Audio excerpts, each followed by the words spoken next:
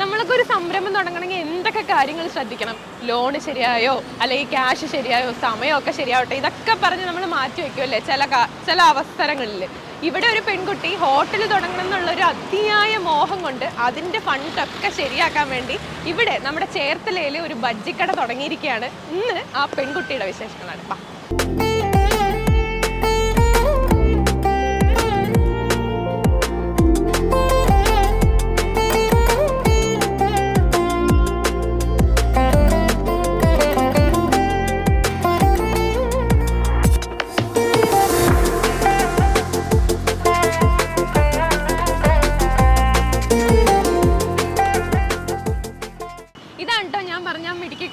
പാർവതി അല്ലേ?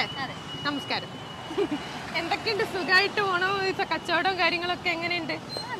നല്ല രീതിയിൽ പോകുന്നുണ്ട്, കുഴപ്പമൊന്നുമില്ല. ഈ എന്താ പറയാ, സോഷ്യൽ മീഡിയയിലൊക്കെ ഭയങ്കര വൈറലാണ് കേട്ടോ. മില്യൺസ് ആണ് ആളുടെ വീഡിയോസ് ഒക്കെ പോയേക്കുന്നത്. സന്തോഷമായി ഇത് കണ്ടപ്പോൾ? സന്തോഷമായി. അല്ലെങ്കിൽ സപ്പോർട്ട് ചെയ്യുന്നുണ്ട്. നമ്മളതൊക്കെ കാണുമ്പോൾ നമുക്ക് സന്തോഷമാണല്ലോ. പിന്നെ അത് മാത്രമല്ല, അതൊക്കെ കണ്ടു കഴിഞ്ഞിട്ട് ആൾക്കാർ വരാൻ തുടങ്ങി, ഫുഡ് കഴിക്കാൻ തുടങ്ങി, പിന്നെയും വരാൻ തുടങ്ങി. എല്ലാവർക്കും ഫുഡൊക്കെ ഭയങ്കര ഇഷ്ടമാവുന്നുണ്ട് അല്ലെ? കുറെ പേര് റിവ്യൂസ് ഒക്കെ ചെയ്ത് ഞാൻ കുറെ കണ്ടിട്ടുണ്ടായിരുന്നു. അപ്പോൾ ഇവിടെ ഇപ്പൊ നൈറ്റ് മാത്രമാണോ തുറക്ക? ഒരു വൈകിട്ട് 3 മണി 3:30 ആകുമ്പോൾ തുറങ്ങും. പിന്നെ ഒരു 9. ഇപ്പൊ രാവിലെ ഒക്കെ പാർവതി എന്താ ചെയ്യാ? പഠിക്കല്ലേ?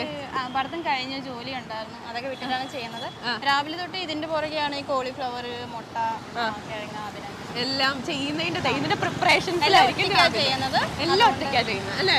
എല്ലാം ഒറ്റയ്ക്ക്. ഇപ്പൊ രാത്രിയൊക്കെ ആണല്ലോ ഇവിടെ കടയിലും കാര്യങ്ങളൊക്കെ ഉണ്ടാവുക. അപ്പൊ അവിടെ ആരായിരിക്കും ഒരു സെക്യൂരിറ്റി എന്നുള്ള രീതിയിൽ സെക്യൂർ ആയിട്ട് നിൽക്കാൻ പറ്റാറുണ്ടോ? എങ്ങനെയാണ്?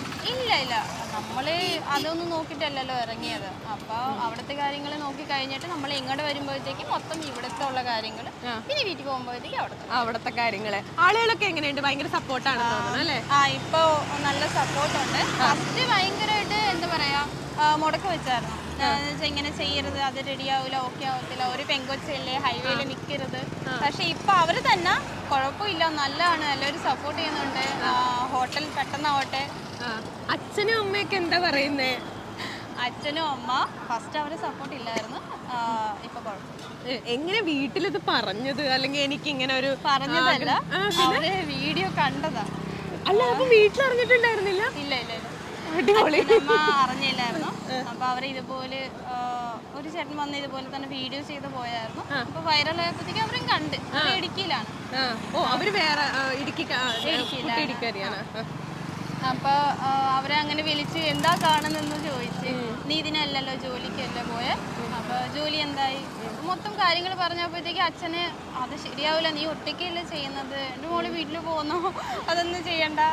എല്ലാ അച്ഛനമ്മമാർക്കും ഒരു പേടി ഉണ്ടാവുമല്ലോ, എൻ്റെ കൊച്ചു കുട്ടിക്ക് ഹൈവേയിൽ നിൽക്കണം. ആ ഒരു ഇതിന് അവർ പറഞ്ഞു. പിന്നെ ഞാൻ മാറ്റിയെടുത്ത്, കുഴപ്പമില്ല, എനിക്ക് ഹോട്ടൽ വേണം. അച്ഛനൊക്കെ അറിയാമായിരുന്നു. ഏറ്റവും വലിയ ആഗ്രഹം ഹോട്ടൽ തുടങ്ങാന്നുള്ളതാണ് അല്ലേ? എങ്ങനെ ഈ ഒരു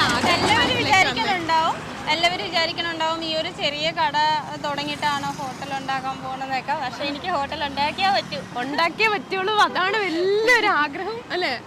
എന്തായാലും നമ്മൾ ചെയ്യും അല്ലേ? നമ്മുടെ ആഗ്രഹം നടത്തിയെടുക്കുന്നത് നമ്മുടെ കയ്യിലാണ്. അത് നമ്മൾ എങ്ങനെ ആയാലും അത് നടത്തിയെടുക്കണം. അതാണ് ഒരു ലക്ഷ്യം എന്ന് പറയുന്നത്. ഒരു എത്ര വർഷം കഴിഞ്ഞിട്ട് നമുക്ക് പ്രതീക്ഷിക്കാം അല്ലെ? എത്ര നാൾ കഴിഞ്ഞിട്ട് നമുക്കത് പ്രതീക്ഷിക്കാം? അങ്ങനെ പറയാൻ പറ്റത്തില്ല. കാരണം എന്ന് വെച്ചാൽ ഒരുപാട് പൈസ, ലക്ഷങ്ങൾ വേണം അതിന്. അപ്പൊ ഇതിന്ന് കിട്ടുന്നത് നമുക്ക് മാറ്റി വെച്ച് എത്ര വർഷം എന്ന് വെച്ചാൽ നോക്കാം. ഇവിടുന്ന് ഒരു ഏകദേശം എത്ര വരുമാനം കിട്ടാറുണ്ട്?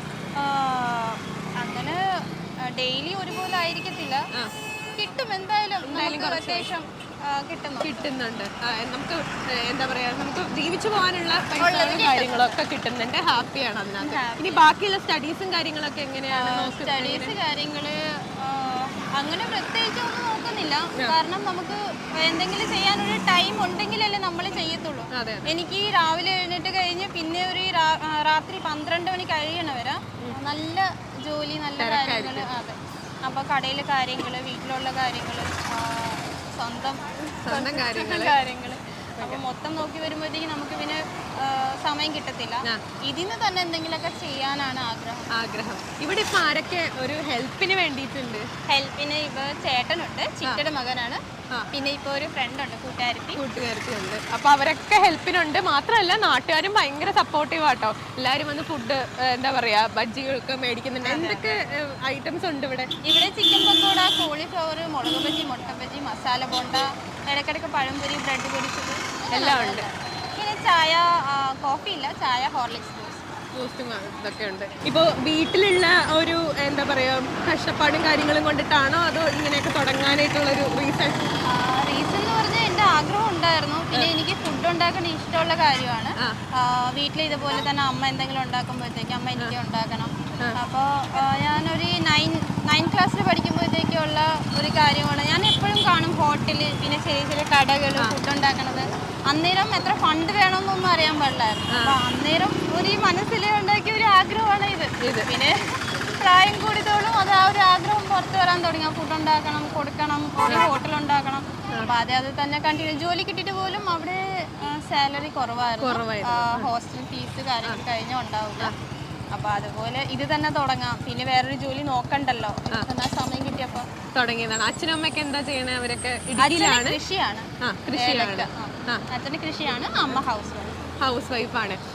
ഇപ്പോൾ ഈ ഹൈവേയിലാണല്ലോ എന്താ പറയാ കച്ചവടം കാര്യങ്ങളൊക്കെ നടത്തുന്നത്. അപ്പം ഇവിടുന്ന് എന്തെങ്കിലും മുനിസിപ്പാലിറ്റിയുടെ ഭാഗത്തുനിന്നോ പഞ്ചായത്തിന്റെ ഭാഗത്തുനിന്നോ അങ്ങനെ എന്തെങ്കിലുമൊക്കെ വന്നിട്ടുണ്ടോ? അതിന് ഇവിടുന്ന് മാറണം എന്നുള്ള രീതിയിലോ അങ്ങനെ എന്തെങ്കിലുമൊക്കെ പറഞ്ഞിട്ടുണ്ടോ?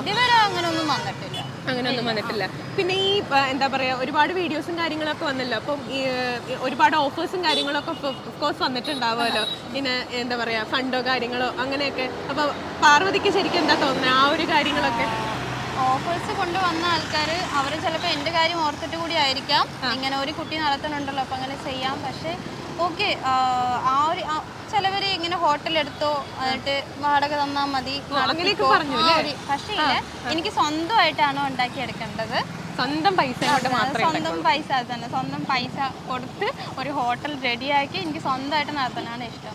വാടകയാണെങ്കിൽ ഞാൻ നേരത്തെ എടുക്കുമായിരുന്നു. അതെ, വാടകയാണെങ്കിൽ നേരത്തെ എടുക്കുമായിരുന്നു. അപ്പോൾ എല്ലാ ആഗ്രഹങ്ങളും നടക്കട്ടെ. അതെ, ഹോട്ടൽ പെട്ടെന്ന് ഞങ്ങൾ വിളിക്കില്ലേ ഹോട്ടലിലേക്ക്? ഓ ശരി.